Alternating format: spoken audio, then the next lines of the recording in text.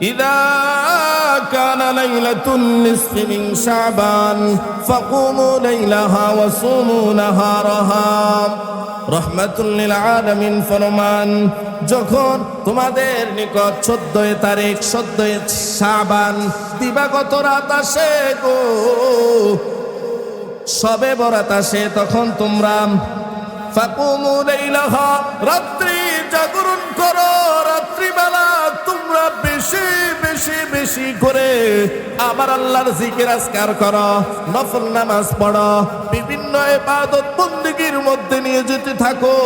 ফাকুমু লাইলাহা ওয়াসুমু নাহারাহা, পরের দিন তোমরা আমার আল্লাহর জন্য একটা রোজা রাখো। সুবহানাল্লাহ। কয়টা? একটা হলো রাত্রি জাগরণ করা। রাত্রি জাগবেন কিভাবে, কেন জাগবেন? আল্লাহ তাআলা বলেন, এই রাত্রি এমন রাত আমি আল্লাহ প্রথম আসমানে আইসা বান্দা বান্দীদেরকে ডাকতে থাকে, ও বান্দারা, ও আমার প্রিয় বান্দারা, আমার জন্য একটা রাত দিয়ে দাও। আমি তোমাকে এত সুন্দর করে বানাইলাম, আমার জন্য একটা রাত ব্যয় করে দাও। জিকির আজকার করো, তিলাওয়াত করো, নফল নামাজ পড়ো, বিভিন্ন ইবাদত বন্দেগীর মধ্যে নিয়োজিত থাকো গো। তারপরের দিন তোমরা একটা রোজা রাখো। আল্লাহ তাআলার নবী রহমাতুল লিল আলামিন আর ফরমান, فإن الله تعالى ينزل فيها لغروب الشمس إلى سماء الدنيا। আল্লাহ তাআলা এই রাতের মধ্যে প্রথম আসমানে আয়েশা বান্দা বান্দীদেরকে ডাকতে থাকে গো। প্রথম আসমানে আসার অর্থ কি ভাই? আল্লাহ তাআলা সব সময় সব স্থানে বিরাজমান রয়েছে, সব স্থানে আছে। আল্লাহ তাআলা সব স্থানে আছেন। সব স্থানে আছেন নিও, সব স্থানে আসেননি। তবে প্রথম আসমানে আসার অর্থ কি, এটা আল্লাহ তাআলাই ভালো জানেন। প্রথম আসমানে আসার অর্থ হলো আল্লাহ তাআলা ওই রাতের মধ্যে বান্দা বান্দীদের খুব নিকটে চলে আসেন, সামনাসামনি চলে আসেন, খুব কাছে চলে আসেন। আয়েশা ডাকতে থাকে, ও বান্দা, তোমার কি প্রয়োজন আছে আমার কাছে চাও।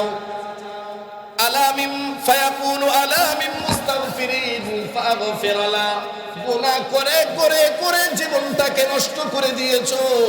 আমার আল্লাহ তাআলা বলেন, এই রাতের মধ্যে প্রথম আসমানে আয়েশা বলেন, চাও চাও গুনাহ মাফের জন্য আমার কাছে চাও, আমি আল্লাহ তোমার গুনাহ মাফ করে দেব।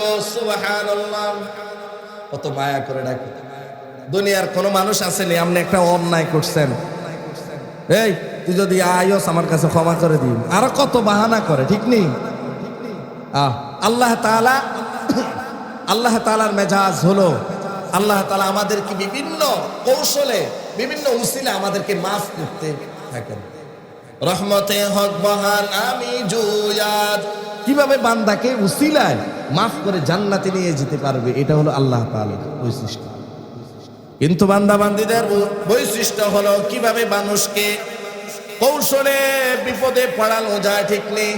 কিভাবে কার থেকে বেশি মেরে বিপদে পালানো যায়, এই চিন্তায় সর্বক্ষণ নিয়োজিত থাকে। আল্লাহ তাআলা এই রাতের মধ্যে আয়েশা ডাকতে থাকে, আলামিন মুস্তাগফিরিন লি ফাগফির লা। ও মধ্যম হাজারীপাড়ার মুসলমান, ও আমার কলিজার টুকরা যুবক ভাইরা, ও আমার বৃদ্ধ বাবারা, এই রাতের মধ্যে আমার আল্লাহ তাআলা আয়েশা বলতে থাকে, তোমাদের কার কি গুনাহ আছে গো, ওই গুনাহগুলো ক্ষমা চাওয়ার জন্য আমাকে ডাকবা, আমি তোমার গুনাহগুলো মাফ করে দেব। সুবহানাল্লাহ। আলা মিন মুস্তারজিকিন ফারযুকহু। ও হাজারিপাড়ার মুসলমান, ও আমার মুসল্লিয়ানে কেরাম শুনে রাখেন, আমার নবী বলেন আল্লাহ পাক রব্বুল আলামিন প্রথম আসমানে আয়েশা ডাকতে থাকে, ও বান্দারা, ও আমার বান্দিরা, ও আমার প্রিয় বান্দা বান্দিরা, তোমাদের কার কি রিজিক প্রয়োজন? টাকা পয়সা প্রয়োজন, অর্থ সম্পদ প্রয়োজন, গাড়ি বাড়ি সম্পদ, বিভিন্ন জিনিস প্রয়োজন, আমার কাছে চাও, আমি আল্লাহ তোমাদেরকে দিয়া দিব। টাকা পয়সার দরকার আছে নি ভাই? টাকা পয়সার দরকার নাই এমন কোন মানুষ আছে? আরে যার টেয়া নাই হাতে বোঝে কত কষ্ট, ঠিক নেই? টেয়া না থাকলে দুনিয়া কেউ মূল্য দেয় না। আমার আপনার টাকার প্রয়োজন, অর্থের প্রয়োজন, আমার আপনার গাড়ি দরকার, বাড়ি দরকার, বিভিন্ন আসবাবপত্র দরকার। আমি আপনি অভাব অনটনের মধ্যে পড়ে আছে। আমার নবী বলেন এই রাতের মধ্যে আমার আল্লাহ প্রথম আসমানে আয়েশা বলতে থাকে, টাকার দরকার, সম্পদের দরকার, গাড়ির দরকার, পয়সার দরকার, বিভিন্ন আসবাবের প্রয়োজন, আমার কাছে চাও, আমি আল্লাহ তোমাকে দিয়া দিব। সুবহানাল্লাহ। আলা মিন মুবতালান ফাউআফিয়াহু। আমার আল্লাহ তাআলা প্রথম আসমানে আয়েশা আরো ডাকতে থাকেন, ও বান্দারা, তোমরা অসুস্থ, অসুস্থ আছেনি ভাই? তোমাদের মধ্যে কে অসুস্থ? আমার কাছে অসুস্থতা থেকে মুক্তি চাইবা, চাও চাও, আমি আল্লাহ এই রাতের মধ্যে মুক্তি দিয়া দিব। তোমার ডায়াবেটিস, তোমার এই সমস্যা, তোমার জ্বর, তোমার কাশি, যা আছে সমস্যাগুলো গো, যদি আমার কাছে চাও, আমি আল্লাহ এই রাতের মধ্যে মুক্তি দিয়া দিব, সুস্থতার নিয়ামত দান করে দিব। সুবহানাল্লাহ। আলা মিন মুবতালান ফাউআফিয়াহু। অসুস্থ আছে, সুস্থতার নিয়ামত কে দেয়? সুস্থতা কে করে? চাইতে হবে কার কাছে? সব ক্ষমতার মালিক কে? আসমান জমিন সব কিছুর মালিক যিনি, তার কাছে চাইতে হবে সব কিছু, ঠিক নি? আলা মিন মুবতালান ফাউআফিয়াহু আলা কাদা হাত্তা ইয়াতলু আল ফাজর। রাহমাতুল লিল আলামিন ফরমান, আমার আল্লাহ প্রথম আসমানে আয়েশা ডাকতে থাকে বিভিন্ন বিষয়ে, ও আমার বান্দারা, কি লাগবে তোমাদের? আমার কাছে চাও, আমি আল্লাহ তোমাদেরকে সব কিছু দিয়া দিব। অভাব অনটন আছে, টাকা দরকার, পয়সা দরকার, অসুস্থ আছি, সুস্থতা দরকার, আমার বিভিন্ন সমস্যা, আমার এই সমস্যা, আমার জায়গার সমস্যা, আমার বসত বাড়ির সমস্যা, চাইতে হবে কার কাছে? ওই রাতে যদি আমি আপনি চাই, তাহলে আল্লাহ তাআলা বলেন আমি তাদের মনের আশা, কামনা, বাসনা সব কিছু পূরণ করে দেব। তা শবে বরাত এটা হলো মুক্তির রাত। আমার গুনাহ হয়ে গেছে, কার কাছে ক্ষমা চাইতে হবে? আল্লাহর নবী, রহমতের নবী জানায়া দেন, পৃথিবী মানুষ শুনে রাখো, তোমাদের সমাজ যদি পুরা সমুদ্র পরিমাণ ফেনা হয়, গুনাহ হয়, ফেনা পরিমাণ গুনাহ হয়, তারপরও যদি আমার মালিকের দরবারে চোখের দুইটা পানি ফেলে বলো, আয় আল্লাহ ভুল করে ফেলেছে, অন্যায় করে ফেলেছে, নিজের গুনাহের জন্য নিজে অনুতপ্ত, আল্লাহ তাআলা বলেন বান্দাকে আমি মাফ করে দিলাম। আল্লাহ তাআলা কত দয়াবান। একটু আল্লাহর কাছে যদি চাই, তাহলে আল্লাহ তাআলা। নবী আলাইহিস সালাতু ওয়াস সালাম ফরমান, মান লাম ইয়াসআলিল্লাহ ইয়াগদাব আলাইহি। যে ব্যক্তি আল্লাহ তাআলার কাছে চায় না, আল্লাহ তাআলা তার প্রতি রাগান্বিত হন। দুনিয়ার মানুষের খাসিয়ত কি জানেন? আপনি যদি একটা সমস্যায় পড়েন, মুয়াজ্জিন সাহেব, জনাব মরমিয়া সাহেব, আপনি একটা সমস্যায় পড়ছেন, বিপদে পড়ছেন, একজনের কাছে 10,000 টাকা ধার চাইছেন, তাহলে একদিন গেছেন, 2 দিন গেছেন, 3 দিন গেছেন, দিছে, চতুর্থবার যাওয়ার পরে আপনার প্রতি একটা বিরক্ত আসবে না? আরে লোকটার প্রতিদিন দেই, তারপরও আসে, বিরক্ত হয়নি? আপনি একজন ভিক্ষুক, আমি একজন ভিক্ষুক, একজনের কাছে হাত পাতলাম 2 বার 3 বার, চতুর্থবার আবার সে অবশ্যই রাগান্বিত হয়ে যাবে। আর আমার মালিকের হুকুম কি, আমার কাছে না চাইলে, আমার কাছে সব কিছু রোগ থেকে টাকা পয়সা থেকে এগুলা যদি আমার কাছে না চাও, আমার কাছে যদি দোয়া না করো, আমি আল্লাহ তোমাদের প্রতি রাগান্বিত হই। আল্লাহর সিস্টেম কি আর আমাদের সিস্টেম বেশ কম আছে নি? আল্লাহর কাছে কান্নাকাটি করতে হইব নি ভাই? আরে আমাদের দোয়া নাই, চোখের কান্না নাই, আমাদের আল্লাহ তাআলার নিকট প্রার্থনা নাই, আমাদের যা যা প্রয়োজন সব কিছু কার কাছে চাইতে হবে? আল্লাহর কাছে। আমার ছেলেটা অসুস্থ, আমার নাতিটা অসুস্থ, আমার ওয়াইফ অসুস্থ, আমার টাকা দরকার, আমার পয়সা দরকার, আমার এই সমস্যা, আমার শারীরিক সমস্যা, মানসিক সমস্যা, আর্থিক সমস্যা, সব কিছু কার কাছে চাইতে হবে? আল্লাহর কাছে। আমাদের এই সুবর্ণ একটা সুযোগ আসতেছে শবে বরাত। এই রাতের মধ্যে হলো আল্লাহ তাআলা বলেছেন আমার কাছে চাইবা, আমি সাথে সাথে আল্লাহ তোমাদেরকে দিয়ে দেব। বনি আদম যত দোয়া করে সব দোয়া কবুল হয়, তবে কিছু সাথে সাথে সংগঠিত হয়ে যায়, আর কিছু আপনার জন্য আমার জন্য জান্নাতে মনোনীত। যেটা আল্লাহ তাআলা মুনাসিব মনে করেন, ভালো মনে করেন, সেটাই আমাদেরকে দেন। আর যেটা মনে করেন আখিরাতের জন্য রিজার্ভ করে রাখবো, বান্দাকে আমি ওই সময় দিব, তখন দিব। তাই সব দোয়ায়ে কবুল হয়। এই কারণে আল্লাহ তাআলা নিকট সব চাইতে বেশি আমাদের করণীয় কি? দোয়া করতে হবে। আল্লাহ তাআলা নিকট সব কিছু চেয়ে নিতে হবে, না চাইলে কেউ দেয় না। তো আপনি যদি একটা জিনিস না চান, এতে মসজিদের আমাদের সাউন্ড বক্স লাগছে, আমরা তো চাইছি, দিছে নি? যদি না চাইতাম দিত নিও না। এই কারণে চাইলে পাওয়া যায়, মালিক তো বসে আছে দেওয়ার জন্য, আমি আপনি চাই না, এই কারণে চাই না, ঠিক নেই? এই কারণে রাহমাতুল লিল আলামিন ফরমান সব কিছুর ক্ষমতা আল্লাহর, সব কিছু বানাইছে আমার আল্লাহ। সব কিছু যদি তোমার লাগে কার কাছে চাইতে হবে? আল্লাহর কাছে। শবে বরাত উপলক্ষে কি কি করব আমরা, কি আমল, কি করণীয়? ফিকহের কিতাবে, উসুলের কিতাবে এবং হাদিসের কিতাবে, কোরআনে সর্বমোট 5টা আমলের কথা আসছে। কয়টা? শবে বরাত উপলক্ষে আমরা কয়টা আমল করব? 1 নাম্বার যেটা আমরা বলছি, ইদা কানা লাইলাতুন নিসফি মিন শাবান ফাকুমু লাইলাহা।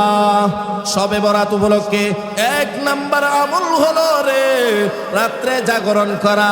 রাত্রে জাগরণ করা এটার পরিভাষা হলো, রাত্রে আমি না ঘুমাইয়া নফল নামাজ পড়লাম, জিকির আজকার করলাম, কোরআন তিলাওয়াত করলাম, বিভিন্ন ইবাদতের মধ্যে নিজেকে নিয়োজিত রাখলাম। এটা হলো একটা। কয়টা? 2 নাম্বার ওয়াসুমু নাহারাহা। 2 নাম্বার আমল হলো পরের দিন একটা রোজা রাখা। 2টা আমল হইল নি? একটা হলো রাত্রি জাগরণ করা, বেশি বেশি নফল নামাজ, বেশি জিকির আজকার, কোরআন তেলাওয়াত, বিভিন্ন আমল করা। 2 নাম্বার পরের দিন একটা রোজা রাখা। 3 নাম্বার فإن الله تعالى ينزل فيها لغروب الشمس إلى سماء الدنيا। 3 নাম্বার আমল হলো আমার আপনার যত টাকা পয়সা দরকার, খানাপিনা দরকার, অসুস্থ আছি সুস্থতা দরকার, আমি বিপদে আছি বিপদ থেকে উদ্ধার হওয়া দরকার, সব কিছু কার কাছে চাইতে হবে? সব কিছু আল্লাহর কাছে চাইতে হবে, অর্থাৎ দোয়া করতে হবে। 3 নাম্বার আমল হলো দোয়া করা, বেশি বেশি দোয়া করা, গুনাহ মাফ চাওয়া, গুনাহ মাফ পাওয়া। এটাই হলো সবচেয়ে মানুষের আসল চাওয়া পাওয়া। একটা মানুষ সব পাইলো কিন্তু গুনাহ মাফ পাইলো। একটা মানুষ দুনিয়ায় থাকতে সব পাইছে কিন্তু ঈমান নিয়ে গুনাহ মাফ করে আল্লাহর দরবারে যাইতে পারলো না, তাহলে তার জীবনটাই নাকাম। 4 নাম্বার আমল হলো আম্মা জান আয়েশা সিদ্দিকা রাদিয়াল্লাহু তাআলা আনহা হাদিসের মধ্যে ইরশাদ ফরমান, রাহমাতুল লিল আলামিন একবার আমার ঘরে আসলেন, আয়েশা পোশাক আশাক খুললেন, আবার চলে গেলেন। আম্মা জান আয়েশা রাদিয়াল্লাহু তাআলা আনহার ওই দিন ফালা ছিল। আম্মা জান আয়েশা রাদিয়াল্লাহু তাআলা আনহার ঘরে থাকার কথা ছিল। এমত অবস্থায় পোশাক আশাক খুলে রাহমাতুল লিল আলামিন আবার বের হয়ে গেলেন। আম্মা জান আয়েশা রাদিয়াল্লাহু তাআলা আনহা বললেন, কি ব্যাপার, আমার রাতে আমার সাথে থাকার কথা, আমার ঘরে থাকার কথা, কোথায় যাচ্ছে? পরে আম্মা জান আয়েশা রাদিয়াল্লাহু তাআলা আনহা তার প্রত্যেকটা সতীনের ঘরে যাইয়া যাইয়া দেখলেন আমার স্বামী কোথায়, আমার ফালাদিন কোথায় গিয়েছে। গিয়ে দেখলো কারো ঘরে। আম্মা জান আয়েশা রাদিয়াল্লাহু তাআলা আনহার মনটা খুব ভারাক্রান্ত হয়ে গেল। কোথায় গেল? আসলো আবার চলে গেল কোথায়? খুঁজতে খুঁজতে খুঁজতে জান্নাতুল বাকিতে গিয়ে দেখে আমার নবী, আপনার নবী এইভাবে দুই হাত তুলে আল্লাহর নিকট প্রার্থনা করছে, ও আল্লাহ, আমার প্রত্যেকটা মুমিন বান্দা বান্দিকে আপনি মাফ করে দেন। কার জন্য দোয়া করছে? আমাদের জন্য। ওই নবী পাইলাম, ওই নবীর আদর্শ মানতে পারি না। রাতের ঘুমকে হারাম করিয়া আমার জন্য, আপনার জন্য কবরস্থানে গিয়ে জান্নাতুল বাকি কবরস্থানে গিয়ে দোয়া করছেন, আয় আল্লাহ, আমার সমস্ত উম্মতদেরকে আপনি মাফ করে দেন। দূর থেকে নবী আলাইহিস সালাতু ওয়াস সালাম হযরত আম্মা জান আয়েশা রাদিয়াল্লাহু আনহাকে দেখলেন, দেখে বললেন, কুনতি তাখাফিনা আন ইয়াহিফাল্লাহু আলাইকি ওয়া রাসূলুহু। হে আয়েশা, শুনে রাখো, তোমার নবী এবং আল্লাহ কি তোমার প্রতি বিচার করবে। তোমার যেদিন, ওই দিন বুঝে তোমার ঘরে না থাইকা অন্য বিবির ঘরে থাকবে। না না না, এমন করবে না। আম্মা জান আয়েশা রাদিয়াল্লাহু আনহা খুব বুদ্ধিমতী ছিলেন, সাথে সাথে উত্তর দিলেন, আমি তো মনে করেছিলাম অন্য সতীনের ঘরে গেছেন। মনে যা আসলো তাই বলে ফেললো।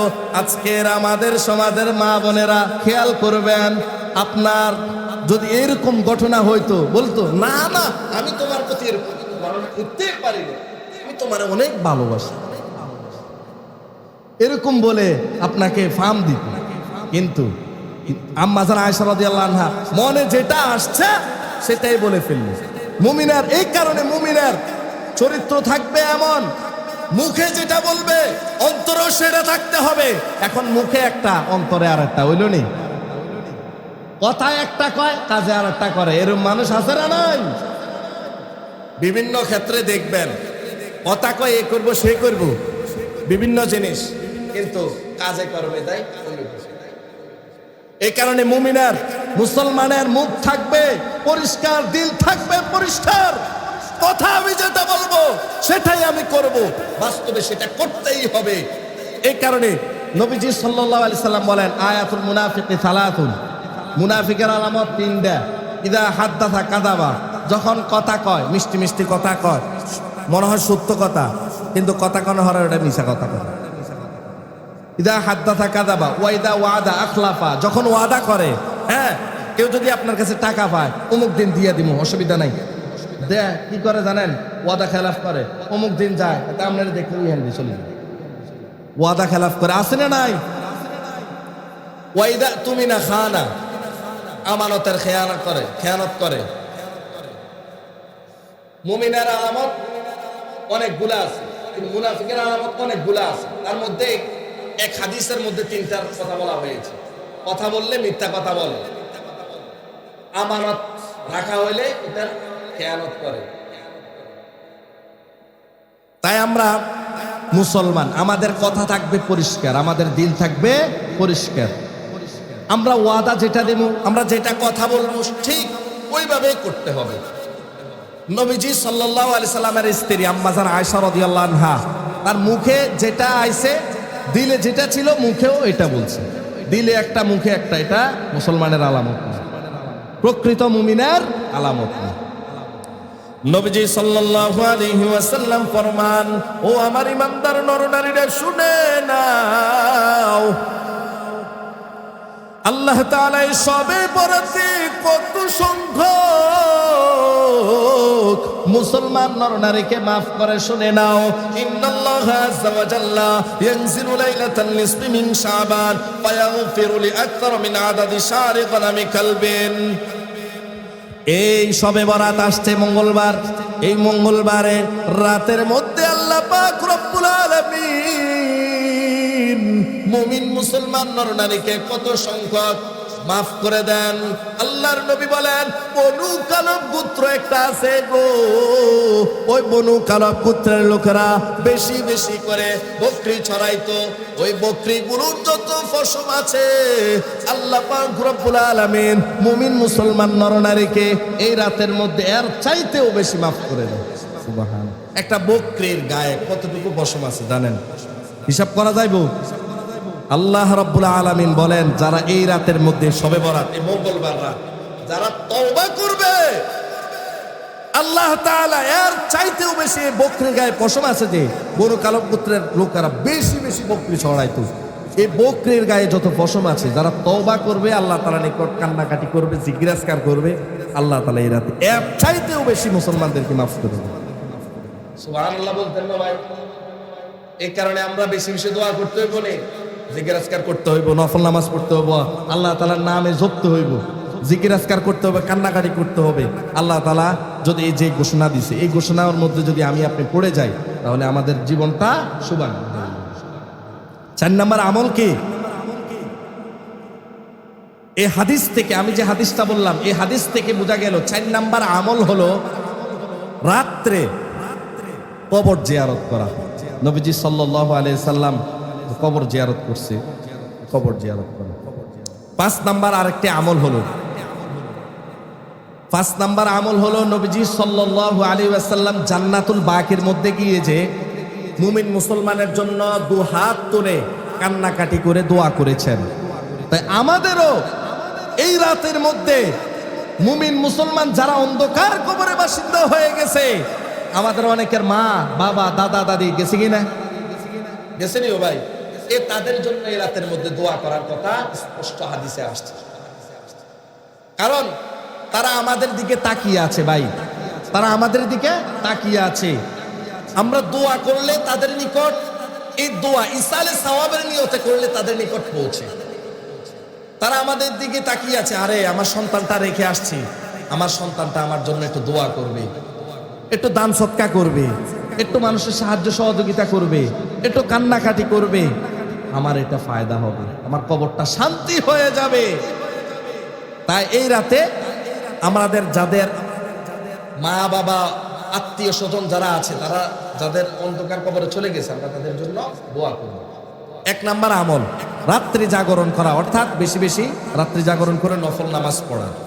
2 নাম্বার পরের দিন একটা রোজা রাখা। 3 নাম্বার আল্লাহ তাআলার নিকট সব বিষয়ে প্রার্থনা করা, দোয়া করা। 4 নাম্বার মুমিন মুসলমান যারা অন্ধকার কবরে চলে গেছে তাদের জন্য দোয়া করা।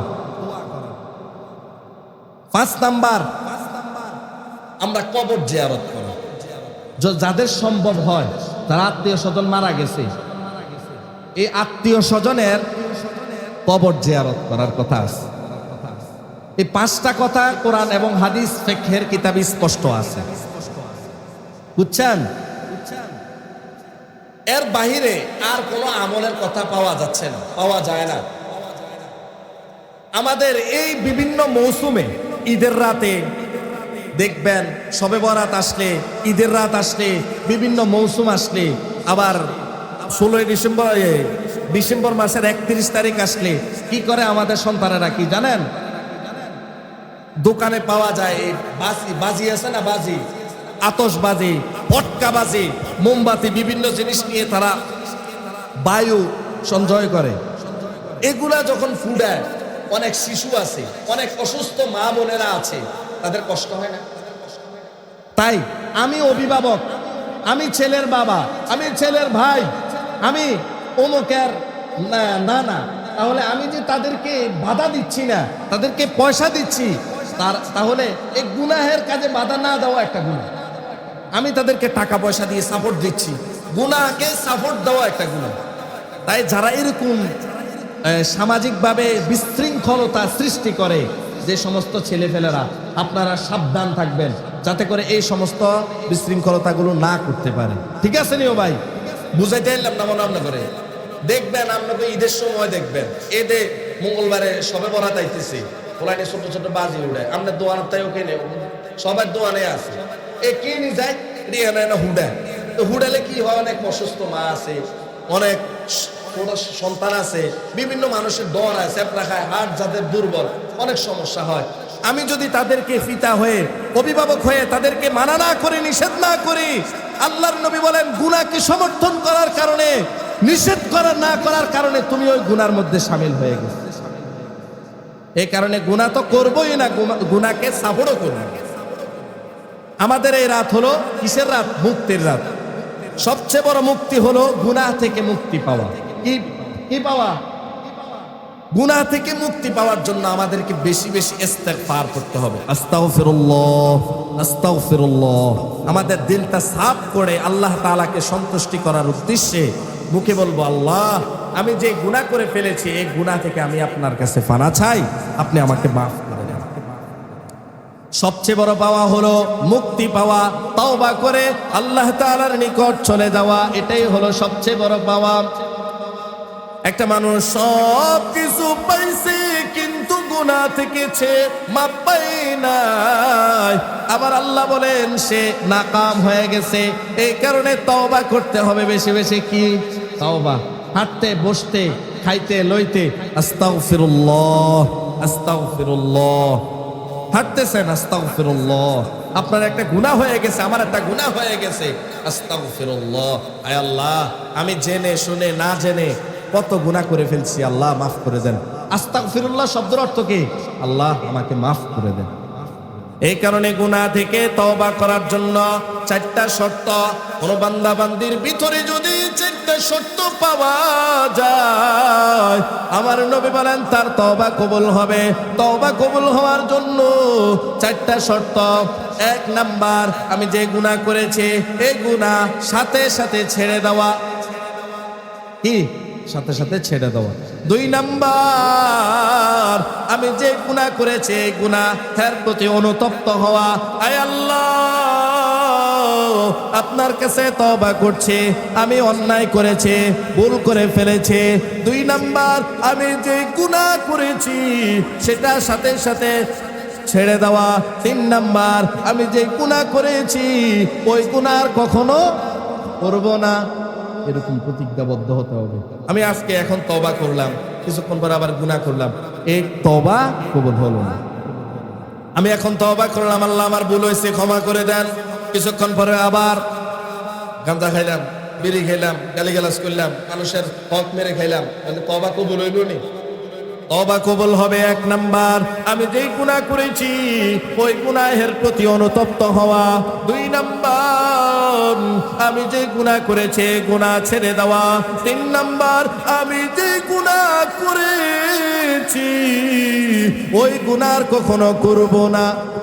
চার নাম্বার, আমি যে গুনাহ করেছি, আমি যদি কোনো মানুষের হক মেরে থাকি, কোনো বান্দার হক মেরে থাকি গো, আমার আল্লাহ তাআলা বলেন আমার হক যেটা আছে আমার কাছে যদি ক্ষমা চাও আমি আল্লাহ ক্ষমা করে দিব।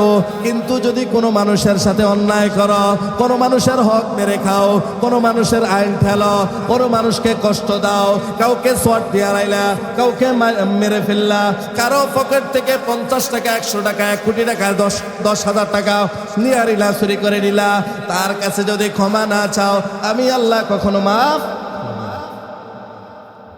এই কারণে বান্দার হক যদি থাকে, কোন বান্দার হক যদি নষ্ট করে থাকেন, তাহলে আল্লাহ তাআলা আমাকে আপনাকে ক্ষমা করবেন। তাই এই তওবা করতে হবে। শবে বরাত অর্থ হলো মুক্তির রাত। আমি আপনি যদি এই 4টা পয়েন্ট মাথায় রাইখা, দিলের মধ্যে রাইখা তওবা করে আশা করি আল্লাহ তাআলা আমাকে এই রাতের মধ্যে, আপনাকে এই রাতের মধ্যে মুক্তি করে দিবে, নাজাতের ব্যবস্থা করে দিবে, সারা জীবনটা সফলতার চাবি আমাদেরকে আল্লাহ তাআলা দিয়ে দিবে। তাই এই রাতের মধ্যে কয়টা আমল ভাই? আবার বলেন, মুখে মুখে বলেন। এক নাম্বার, রাত্রে জাগরণ করা, অর্থাৎ নফল নামাজ পড়া রাতে।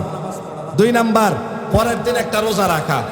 ভাই বলেন না, 2 নাম্বার পরের দিন একটা রোজা রাখা, নফল নামাজ, নফল রোজা। 3 নাম্বার সব কিছু আল্লাহ তাআলার নিকট চাওয়া, দোয়া করা বেশি বেশি। 4 নাম্বার মুমিন মুসলমান নরনারী যারা অন্ধকার কবরে চলে গেছে তাদের জন্য দোয়া করা। 5 নাম্বার কি? কবর জিয়ারত করা। মাশাআল্লাহ, আল্লাহ তাআলা আমাদেরকে এই 5টা আমল করে আল্লাহ তাআলার নৈকট্য প্রাপ্ত বান্দা হিসাবে কবুল হওয়ার তৌফিক দান করুক, আমিন। যারা পরে আসছেন কাবলার জুমা পড়ে নেন।